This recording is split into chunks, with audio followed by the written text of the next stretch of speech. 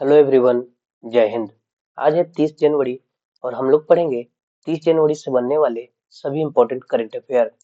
तो कल के क्लास में हमने देखा था कि भारतीय रेलवे का जो पहला ह्यूमनॉइड रोबोट है जो विशाखापट्टनम रेलवे स्टेशन पर तैनात किया गया है, इसका नाम हो जाएगा ASC अर्जुन। ठीक है। दुनिया का पहला compressed air energy storage plant शुरू किया गया है चाइना में। वाइली रिसर्च हीरोज अवार्ड जीतने वाले पहले भारतीय बने हैं चंद्रकांत लहरिया। हाल ही में महाराष्ट्र के जो डिप्टी सीएम रहे हैं अजीत पवार, इनका निधन हुआ है विमान दुर्घटना होने के कारण। सुभाष चंद्र बोस आपदा प्रबंधन पुरस्कार 2026 का जो संस्थागत कैटेगरी में मिला है, ये सिक्किम राज्य आपदा प्रबंधन प्राधिकरण को मिला है। ठीक है। फ्रांस के राष्ट्रीय विधानसभा ने 15 साल से कम उम्र के सभी बच्चों के लिए सोशल मीडिया प्लेटफॉर्म पर प्रतिबंध लगाने वाले विधेयक को मंजूरी दे दिया है। रिपब्लिक डे के मौके पर जो अभी 77वें क्रम का नंबर का जो रिपब्लिक डे रहा, इसमें पहली बार प्रदर्शित किए गए दो कुबर वाले ऊंट जो कि जो किस क्षेत्र से संबंधित है, तो ये लद्दाख से संबंधित है। लकुंडी गांव में हाल ही में हुई खुदाई में किस काल के अवशेष मिले हैं, तो नवपाषाण काल के अवशेष प्राप्त हुए हैं। नेशनल जियोग्राफिक डे मनाया जाता है 27 जनवरी को। और दुनिया का पहला व्यापक AI कानून ये लागू किया है साउथ कोरिया ने। ठीक है। तो सभी क्वेश्चन हमने देखे थे प्रीवियस क्लास में। हम लोग शुरू करते हैं आज का अपना पहला सवाल कि भारतीय सेना ने निम्न में से किसके साथ मिलकर असम के मिसामारी हेलीकॉप्टर MRO हब की आधारशिला रखी है। तो भारतीय सेना ने इसके लिए हाथ मिलाया हिंदुस्तान एरोनॉटिक्स लिमिटेड के साथ। ठीक है।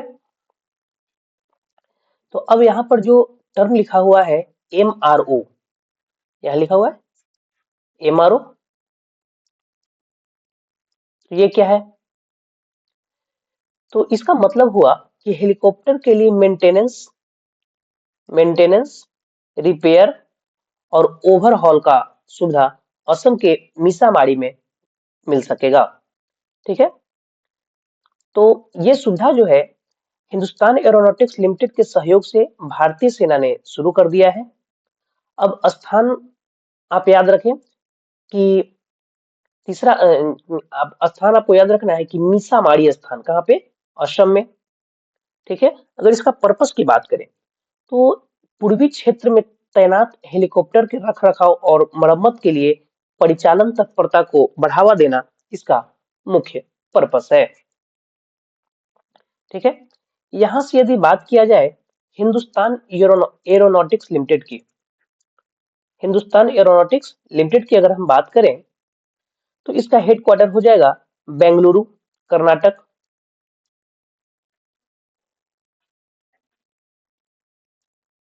बेंगलुरु कर्नाटक में। ठीक है। और इसका फॉर्मेशन ईयर कब है? 1940 इसका फॉर्मेशन ईयर हो जाएगा। और इसके अलावा अगर देखें, लेकिन उस समय इसे हिंदुस्तान एयरक्राफ्ट के नाम से जाना जाता था। 1940 में इसको हिंदुस्तान एयरक्राफ्ट के नाम से जाना जाता था। ठीक है।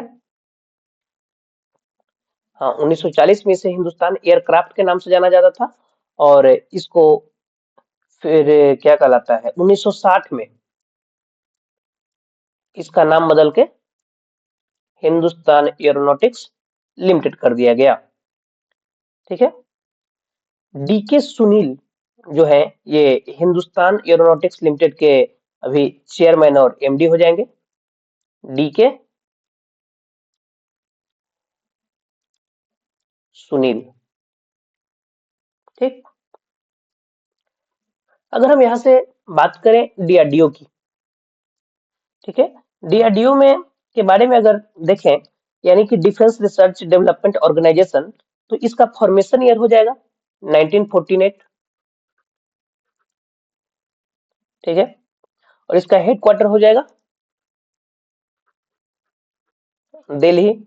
और समीर वी कामत जो है इसके अध्यक्ष हो जाएंगे। यदि बात किया जाए भारत इलेक्ट्रॉन इलेक्ट्रॉनिक्स लिमिटेड की, भारत इलेक्ट्रॉनिक्स लिमिटेड की अगर हम बात करें तो इसका फॉर्मेशन ईयर 1954 और इसका हेडक्वार्टर बेंगलोर हो जाएगा। और मनोज कुमार जो है इसके एमडी और चेयरमैन हो जाएंगे। ठीक है।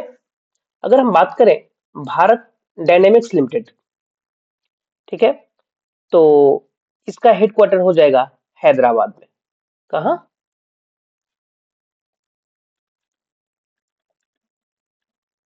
हैदराबाद। नेक्स्ट चले, किस राज्य ने भारत का पहला मोनोपॉज क्लिनिक लॉन्च किया है?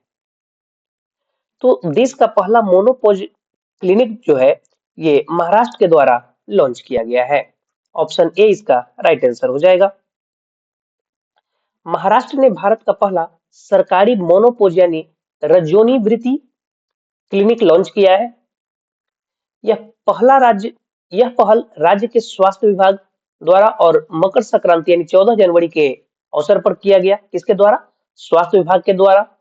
इन क्लिनिकों का जो उद्देश्य है, पर्पस है, महिलाओं को रजोनी वृत्ति के दौरान यानी मोनोपोज के दौरान शारीरिक और मानसिक स्वास्थ्य सहायता प्रदान करना, जिसमें विशेषज्ञ परामर्श और जांच शामिल है। ठीक है। यानी आप एक तरह से कह सकते हैं कि ये जो क्या कहलाता है, महिलाओं को जो ये मोनोपोज जो है इसके दौरान फिजिकल और मेंटल यानी कि शारीरिक और मानसिक स्वास्थ्य सहायता देती है, जो होती है उसको प्रदान किया जाएगा। और इसमें विशेष रूप से क्या कहलाता है, स्पेशलिस्ट जो है उनसे परामर्श और जांच भी इसमें शामिल रहेगा। तो यहाँ जो एक टर्म लिखा हुआ है मोनोपोज, ये जो मोनोपोज आप देख रहे हैं इसका मतलब होता क्या है? ठीक है। इसका हिंदी होता है रज्जोनी वृत्ति। रज्जोनी वृत्ति। ठीक है। तो इसका मतलब होता है, देखिए क्या होता है, तो महिलाओं के जीवन में एक ऐसा फेज आता है जब उनके जो पीरियड्स होते हैं यानी कि मासिक धर्म जो होते हैं ये परमानेंट यानी कि अस्थायी रूप से बंद हो जाते हैं। ठीक है। और ये आमतौर पर आपको 45 से 55 साल के उम्र में देखने को मिलते हैं। ठीक है। जब लगातार 12 महीने तक पीरियड्स नहीं आते हैं तो इसे मोनोपोज कहते हैं। ठीक है। मेनोपोज माना जाता है और उस समय महिलाएं काफी सारे फिजिकल और मेंटल चैलेंजेस से गुजरती हैं। तो इसके लिए विशेषज्ञ परामर्श और जांच को शामिल किया गया है इस क्लिनिक में। जो फैसिलिटी दे रहा है, कौन दे रहा है? महाराष्ट्र गवर्नमेंट दे रहा है। ठीक है। अगर यहां से हम ऑप्शन की बात करें, ठीक है, तो यहां से आप कुछ एक्स्ट्रा फैक्ट रिलेट कर सकते हैं। यहाँ भारत के पहले का बात किया जा रहा है। ठीक है। तो रॉलेट बिल जो है, रॉलेट बिल लाने वाला जो पहला राज्य बना है ये बना है मध्य प्रदेश। यानी रॉलेट बजट आप इसको कहते हैं, कह सकते हैं। रॉलेट बजट भी आप इसको कह सकते हैं। ठीक है। बिहार डिजिटली वोटिंग शुरू करने वाला देश का पहला राज्य है बिहार। उत्तराखंड यूसीसी लागू करने वाला देश का पहला राज्य हो जाएगा उत्तराखंड। ठीक है। मध्य प्रदेश के राज्यपाल मंगू भाई पटेल ने किस वर्ष को कृषि वर्ष घोषित किया है? तो मध्य प्रदेश के जो राज्यपाल हैं उनके द्वारा 2026 को, वर्ष 2026 को कृषि वर्ष के रूप में घोषित किया गया है। कृषि एवं इससे संबंधित जो क्षेत्र है इसका बजट क्षेत्र जो 2022 2002-3 में 2002-3 में जो इसका बजट क्षेत्र था 600 करोड़ था। ठीक है, हुआ करता था। और वहां से बढ़कर 2024-25 में ये 27,000 करोड़ रुपए से अधिक हो गया है। अगर यहाँ से मध्य प्रदेश की बात करें तो राजधानी भोपाल मुख्यमंत्री मोहन यादव और राज्यपाल मंगू भाई पटेल हो जाएंगे। अगर करंट अफेयर की बात करें मध्य प्रदेश की, तो नेशनल टाइगर कंजर्वेशन जो एसोसिएशन है, यानी राष्ट्रीय बाघ संरक्षण प्राधिकरण, तो इसके आंकड़े के अनुसार 2025 में सबसे ज्यादा बाघों की जो मृत्यु है ये मध्य प्रदेश में हुआ है। National highway authority of India ने मध्य प्रदेश में NH-45 पर भारत का पहला वन्यजीव सुरक्षित सड़क शुरू किया। मध्य प्रदेश सरकार ने दिसंबर 2025 में घोषणा किया कि राज्य अब नक्सलवाद मुक्त हो चुका है। प्रधानमंत्री नरेंद्र मोदी ने मध्य प्रदेश के धार जिले में भैंसोला गांव में देश के पहले पीएम मित्र पार्क का शिलान्यास किया। मध्य प्रदेश के जबलपुर शहर में भारत का पहला हिंदी माध्यम MBBS college, Hindi medium MBBS college शुरू हुआ है। पंचमढ़ी वन्यजीव अभ्यारण्य का नाम बदलकर राजा भभूत सेन वन्यजीव अभ्यारण्य रखा गया। राहवीर योजना की शुरुआत मध्य प्रदेश में किया गया है। मध्य प्रदेश ने देश की पहली समर्पित ग्लोबल कैपेबिलिटी सेंटर नीति 2025 पेश किया है। मध्य प्रदेश में प्रोजेक्ट चीता के तहत बोत्सवाना से 8 चीते भारत लाए गए। यूनेस्को द्वारा संगीत शहर के रूप में चुना गया है किसको? ग्वालियर को। माधव टाइगर रिजर्व जो है देश का 58वें क्रम का टाइगर रिजर्व है और सांची देश की पहली सोलर सिटी बनी है। ठीक है, नेक्स्ट चले हम लोग। तो गल्फूड 2026 किस शहर में आयोजित किया गया, इसमें भारत को पार्टनर देश बनाया गया है? तो ये जो गल्फूड 2026 था ये यूएई के दुबई शहर में आयोजित किया गया है। कहाँ? यूएई के दुबई में। ऑप्शन डी इसका राइट आंसर हो जाएगा। और भारत को भागीदार देश के रूप में शामिल किया गया। यह आयोजन के 31 वर्षों के इतिहास में, ये जो 31 वर्ष का जो इतिहास है आयोजन का, इसमें पहला बार हुआ है कि जब भारत इसमें पार्टनर कंट्री के रूप में चुना गया है। ठीक है, दुबई यूएई का प्रमुख शहर है जहां Indian institute of management Ahmedabad जो है, आईआईएम अहमदाबाद, ठीक है, आईआईएम अहमदाबाद ने भारत के बाहर अपना पहला कैंपस ओपन किया और दुनिया का जो सबसे बड़ा एयरपोर्ट है, दुनिया का सबसे बड़ा एयरपोर्ट, ठीक है, ये दुबई में बनने जा रहा है, जो कि दुबई इंटरनेशनल एयरपोर्ट से भी ये करीब करीब 5 गुना, 5 टाइम्स जो है ये 5 गुना बड़ा होगा। अगर सऊदी अरब की बात की जाए, ठीक है, तो अभी जिद्दा का बात किया जाए, जिद्दा, तो सऊदी अरब का ये प्रमुख शहर है जिद्दा, जो कि इसका औद्योगिक शहर आप रिलेट करेंगे, सऊदी अरब का ये जिद्दा जो है औद्योगिक शहर है। ठीक है, पटना, पटना बिहार का कैपिटल हो गया। और खेलो इंडिया यूथ गेम्स 2025 को होस्ट किया था पटना। इसमें टॉप पे था आपका महाराष्ट्र,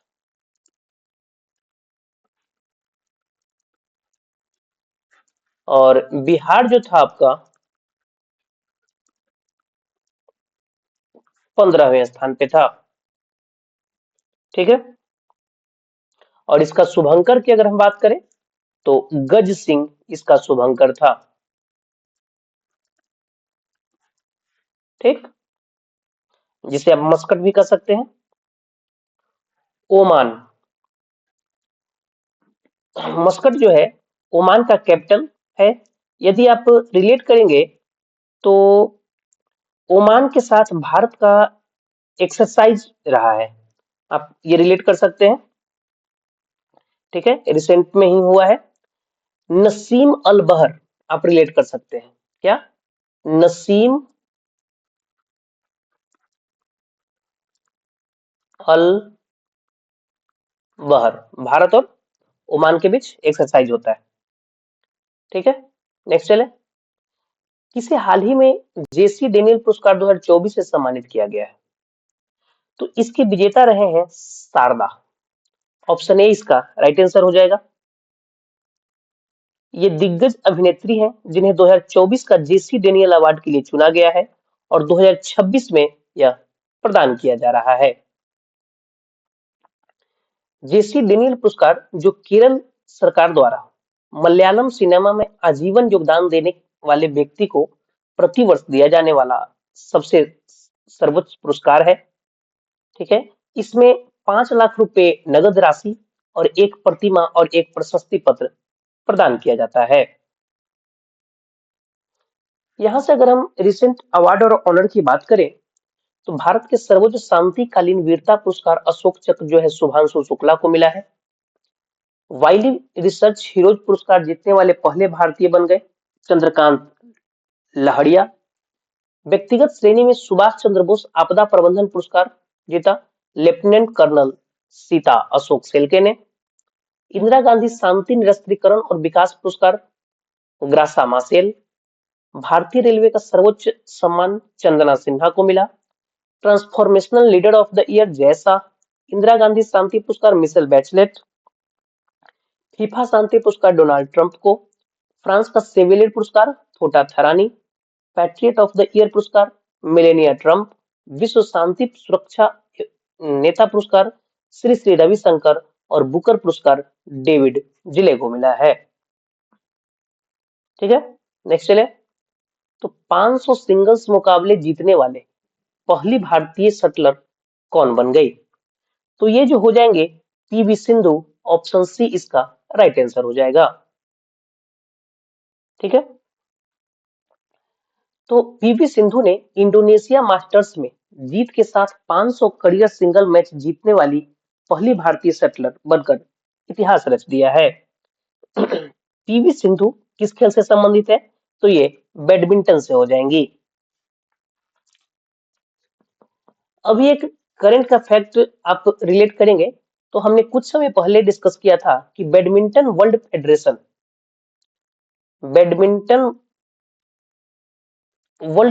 फेडरेशन जो है के एथलीट कमीशन के चेयरपर्सन के रूप में पीवी सिंधु को नियुक्त किया गया है।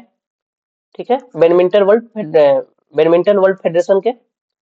तो 2026 से लेकर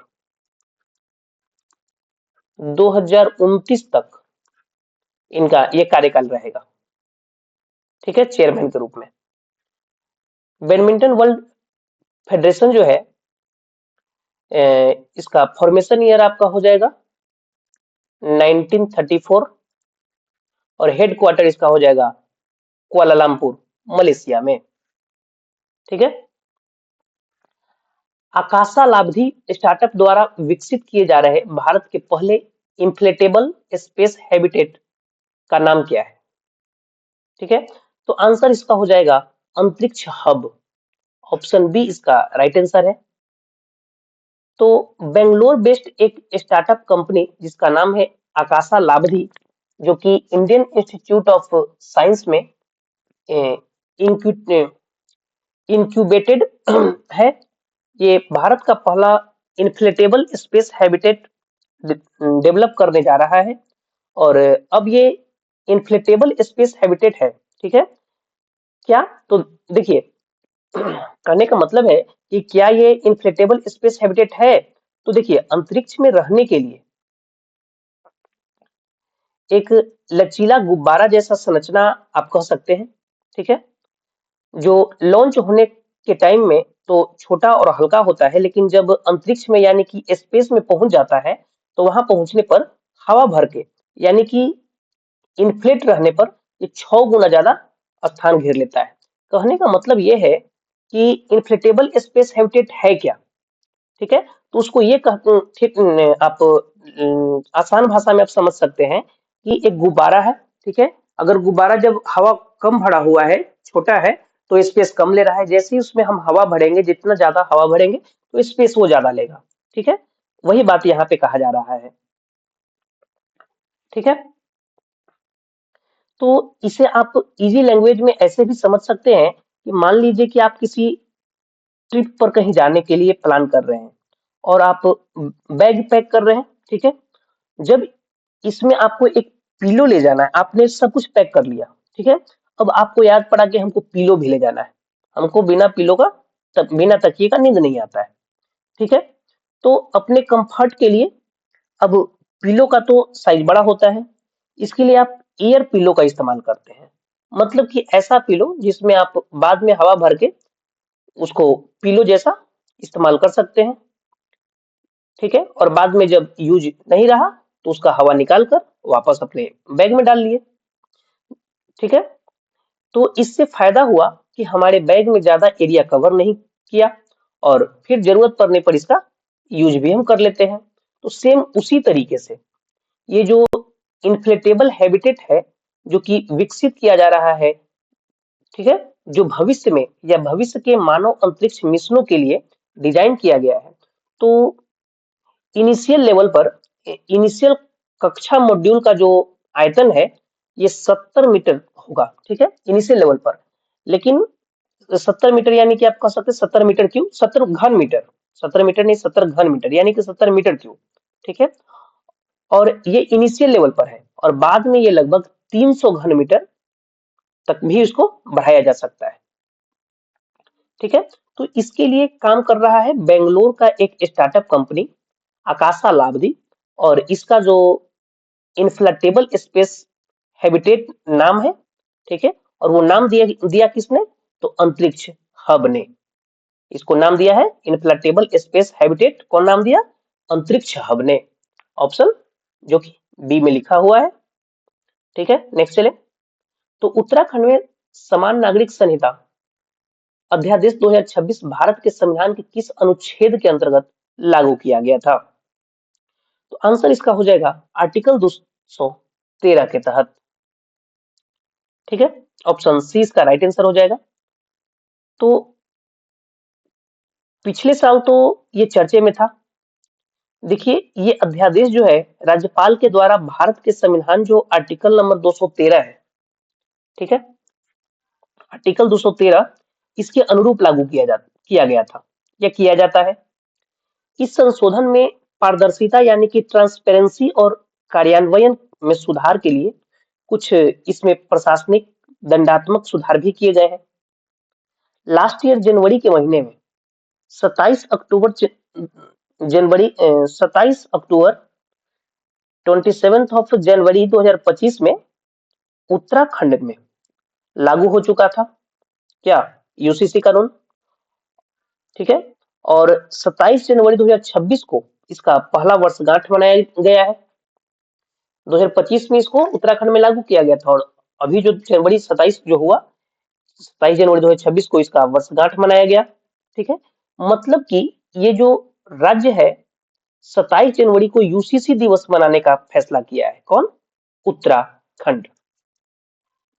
देखिए यूसीसी मतलब यूनिफॉर्म सिविल कोड। अब आप सोच रहे होंगे कि ये जो यूनिफॉर्म सिविल कोड है ये पहले से ही गोवा में लागू है। तो एक बात मैं आपको क्लियर कर देता हूं कि वो देश के आजादी के पहले का टाइम था जब गोवा में लगा था। लेकिन अब यदि हम देखें तो देश के आजादी के बाद उत्तराखंड ऐसा पहला राज्य बन गया है जहां यूसीसी लागू हुआ। और यूसीसी कहने का मतलब है कि आप चाहे किसी भी जाति के हों सभी के लिए कानून समान होगा, ठीक है। और यहाँ पर आर्टिकल 123 का बात किया जा रहा है, ठीक है। तो आर्टिकल 123 जो है जिसके तहत राष्ट्रपति अध्यादेश जारी करते हैं। आर्टिकल 108 यहाँ पे आप संसद का जो संयुक्त अधिवेशन बुलाया जाता है आर्टिकल 108 के तहत। और आर्टिकल 76 तो भारत के जो अटॉर्नी जनरल होते हैं उनकी चर्चा जो है संविधान में अनुच्छेद 76 में किया गया है, ठीक है। बांग्लादेश ने मानव रहित हवाई वाहनों के स्थानीय उत्पादन और संयोजन के लिए किस देश के साथ समझौता किया है, तो बांग्लादेश ने इसके लिए हाथ मिलाया है चाइना के साथ। ऑप्शन सी इसका राइट आंसर हो जाएगा, जो भारत का पड़ोसी है, ठीक है। बांग्लादेश ने चीन के साथ यूएवी उत्पादन और संयोजन सुविधा स्थापित करने के लिए एक समझौता किया है। ये जो समझौता है बांग्लादेश वायुसेना और China electronics technology group corporation के बीच में हुआ है।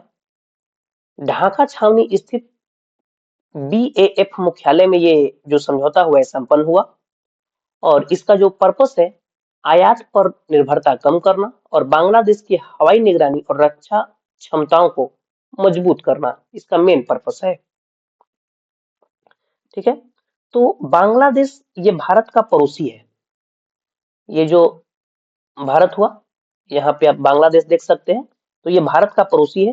ठीक है, और 1971 में कब बाहर लिख देते हैं 1971 में भारत और पाकिस्तान के बीच जो युद्ध चला था, युद्ध हुआ था।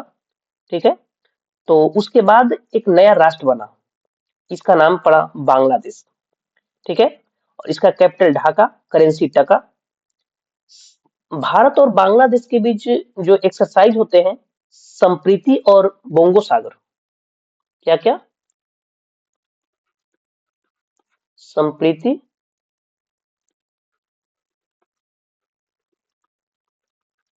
और बोंगो सागर भारत और बांग्लादेश के बीच ये एक्सरसाइज होते हैं। ठीक है, जनवरी 2026 में किस राज्य ने बैसिलस सबटिलिस को अपना राज्य सूक्ष्मजीव घोषित किया है? तो ये रिसेंटली केरला के द्वारा घोषित किया गया है। ऑप्शन ए इसका राइट आंसर हो जाएगा। तो केरल ने बैसिलस सबटिलिस को आधिकारिक तौर पर अपना राज्य सूक्ष्मजीव घोषित कर दिया है, जो इसके वैज्ञानिक और पारिस्थितिकी महत्व को ये दर्शाता है। बैसिलस सबटिलिस एक लाभकारी जीवाणु है जो प्राकृतिक रूप से मानव आंत और किण्वित खाद्य पदार्थ में पाया जाता है।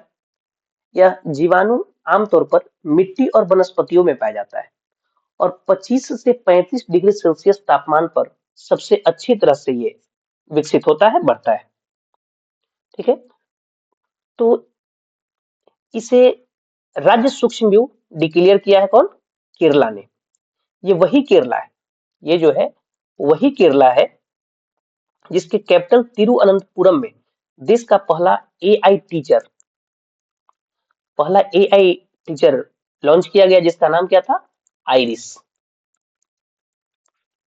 ठीक है, और देश का पहला डिजिटल साक्षर राज्य जो है ये आपका केरल ही हो जाएगा। आपसे कल के क्लास में हमने प्रश्न पूछा था कि उत्तर प्रदेश का पहला जीरो फ्रेश वेस्ट डंप शहर कौन बन गया है? तो इसका राइट आंसर हो जाएगा Lucknow, option D. Next question है कि अमेलिया वालवर्डे किस देश से संबंधित है जिन्हें भारतीय महिला फुटबॉल टीम का मुख्य कोच नियुक्त किया गया है? तो इसका राइट आंसर हो जाएगा कोस्टा रिका। ठीक है, आपका आज का सवाल है कि वुमेन प्रीमियर लीग में शतक लगाने वाली पहली खिलाड़ी कौन बनी? जो भी इसका राइट आंसर हो आप कमेंट बॉक्स में जरूर बताएं। और दूसरा सवाल है कि हाल ही में किसे भारत के सर्वोच्च शांतिकालीन वीरता पुरस्कार अशोक चक्र से सम्मानित किया गया? इसका जो भी राइट आंसर हो आप कमेंट बॉक्स में जरूर बताएं। ये वीडियो आपको अच्छा लगे तो इसे लाइक करें, चैनल को सब्सक्राइब करें और इसे अधिक से अधिक शेयर करें ताकि आपके साथ साथ भाई बंधु को भी फायदा हो सके। धन्यवाद, मिलते हैं हम लोग नेक्स्ट वीडियो में।